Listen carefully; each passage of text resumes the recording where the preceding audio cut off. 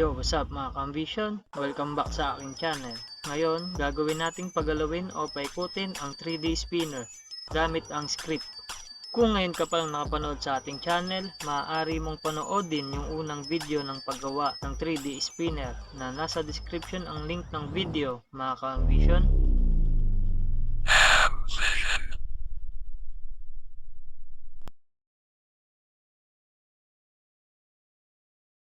Maraming salamat sa panonood at kung hindi ka pa nakasubscribe ka-ambition, just click the subscribe button at notification bell para ma-notify ka sa mga bago nating uploaded na video.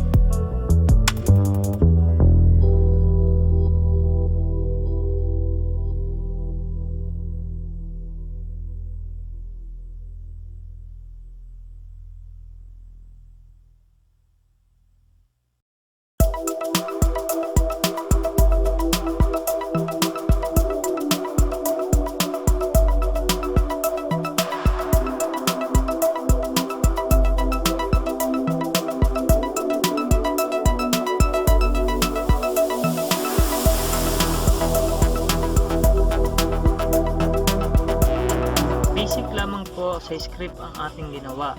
Sa susunod ay aaralin pa natin ang ibang teknik sa paggamit ng Autocad. Hanggang dito na muna mga ka-ambition, kita-kits sa mga susunod nating video. Pwede din kayong mag-comment sa ibaba at mag-suggest upang makapag-aral pa tayo ng iba pang gawain sa Autocad. Maraming salamat sa panonood at kung hindi ka pa nakasubscribe ka-ambition, just click the subscribe button at notification bell para ma-notify ka sa mga bago nating i-upload na video. God bless!